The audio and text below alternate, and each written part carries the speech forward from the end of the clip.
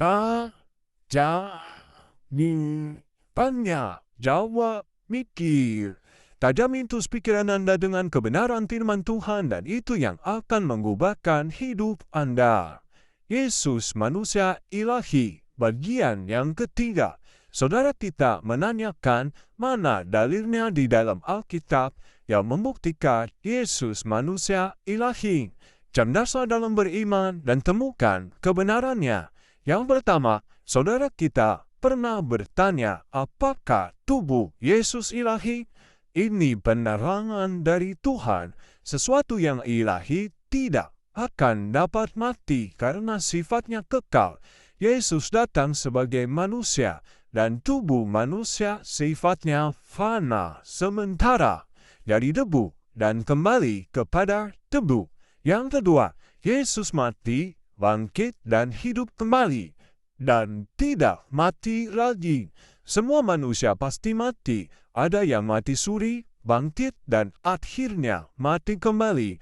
Yesus satu-satunya manusia yang bangkit dan tidak mati lagi.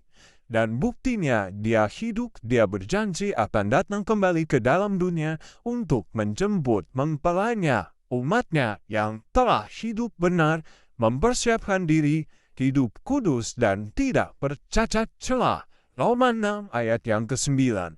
Karena kita tahu bahwa Kristus sesudah ia bangkit dari antara orang mati, tidak mati lagi. Maut tidak berkuasa lagi atas dia.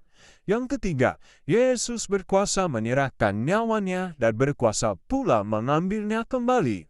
Adakah manusia yang bisa mengambil nyawanya kembali? Tidak ada. Yohanes 10 ayat 17 dan 18. Bapa mengasihi aku, oleh karena aku memberikan nyawaku untuk menerimanya kembali. Tidak seorang pun mengambilnya daripadaku, melainkan aku memberikannya menurut kehendakku sendiri.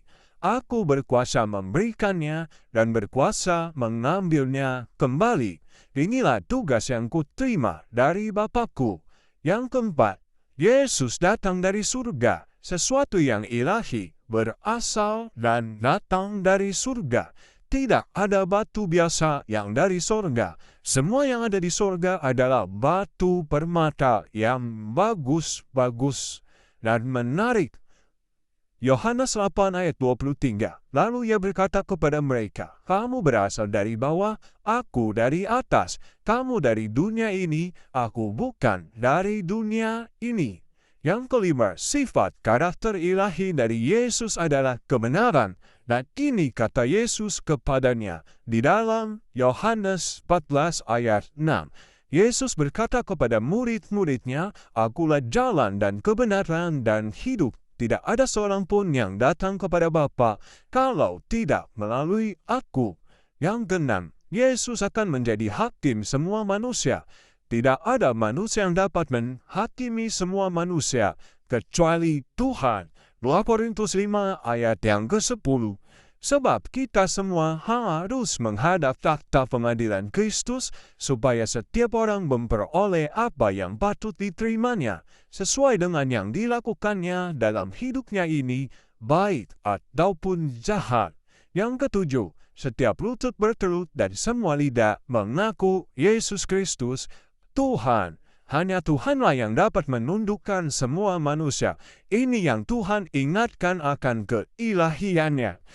Suatu saat nanti akan datang saatnya, Filipi 2 ayat 10 dan 11, supaya dalam nama Yesus bertekuk lutut segala yang ada di langit, dan yang ada di atas bumi, dan yang ada di bawah bumi, dan segala lidah mengaku Yesus Kristus adalah Tuhan. Bagi kemuliaan Allah Bapa. Jelas Yesus manusia ilahi. Yesus sepenuhnya Tuhan, dia juga sepenuhnya manusia. Tuhan memberkati.